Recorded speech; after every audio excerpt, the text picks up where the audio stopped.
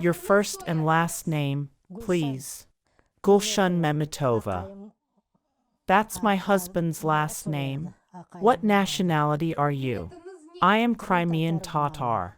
What year and where were you born? I was born in 1939 on Gurzovskaya Street in Simferopol. How many people were in your family at the time of deportation? Grandma, mother, her two sisters, and two children. Where were you evicted from? We were evicted from the house where we lived, on Gurzovskaya Street. What did you do before you were deported? We were kids, my mother was working. Grandma was watching us. She ran the house and the farm. How were you set about deportation on May 18th? It was a very hard time.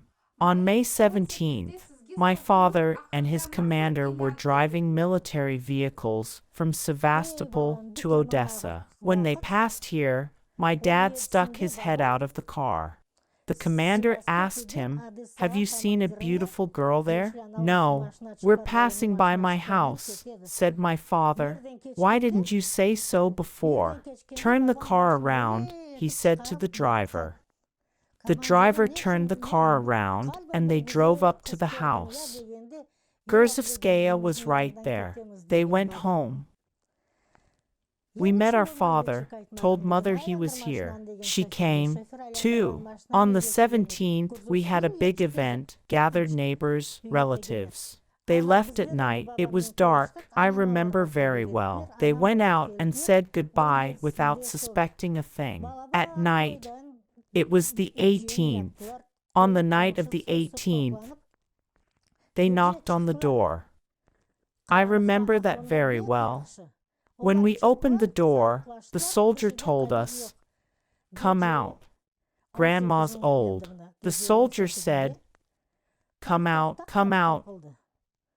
you're being evicted." We went out in the same shirts and slippers. Mom was confused. She didn't know what to do.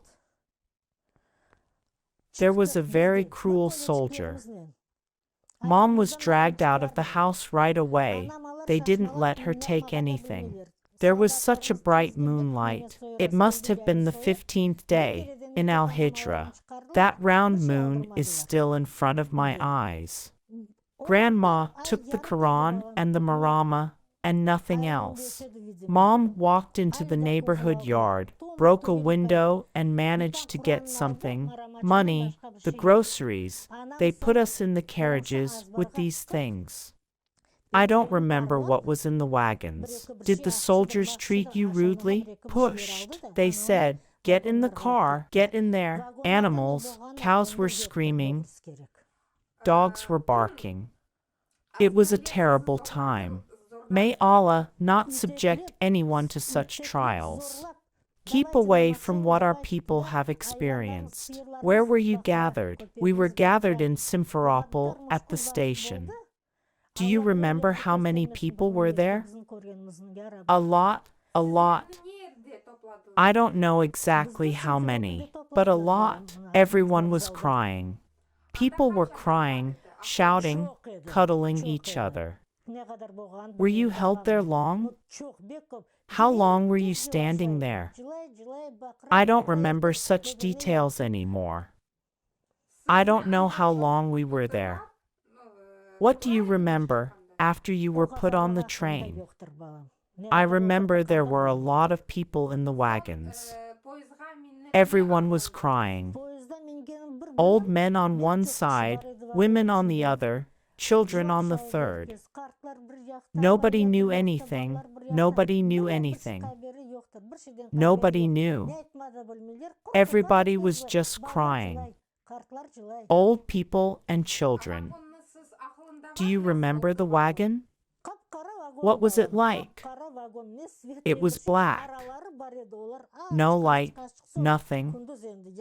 There were small cracks. When the day came, the light came through these little cracks. I remember that. Was there any water? Toilet? No, There wasn't. There was no toilet. There was made a small hole in the corner. A rag was hung up, that's all, whether it's women or children, they went there. Was there fresh air in the wagon?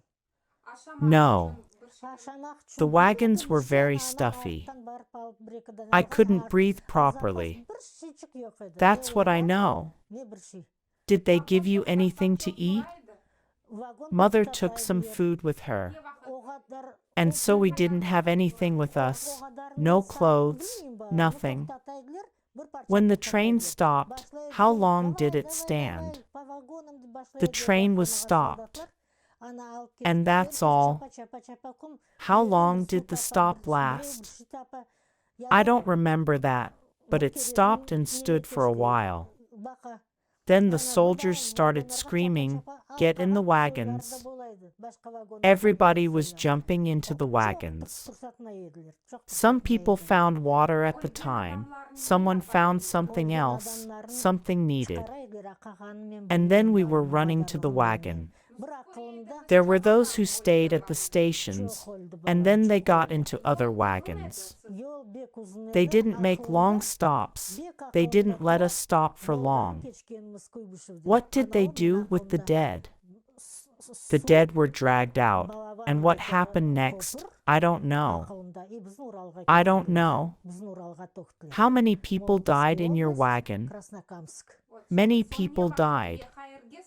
Was the road long? The road was very long. I remember very well how we passed the Volga to Kibishevo. I remember this moment very well. That big bridge. We were brought to the Urals. We were dropped off in the Urals. Molotovsky region, Krasnokamsk. Then, when and where were you taken? To Krasnokamsk, Molotovsky region.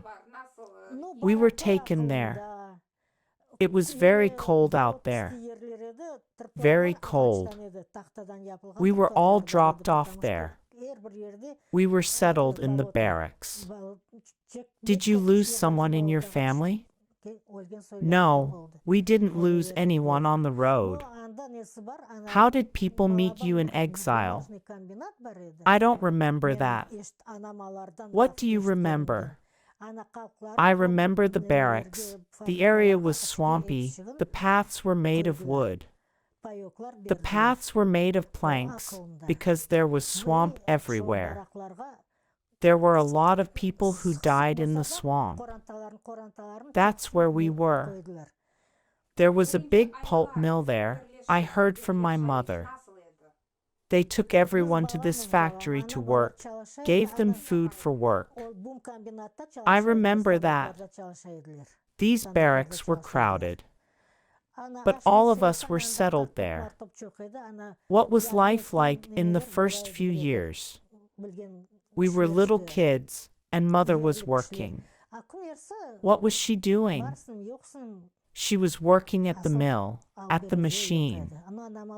As for food, there were a lot of potatoes, and there were those who helped, the locals. The others didn't care about us. But my mother worked very hard. When did you get out of there? We left in 1947. Dad was still in the army. In 1947 we escaped from the Urals to Asia, to the city of Leninabad, now it is Chkalovsk. Escaped to Leninabad.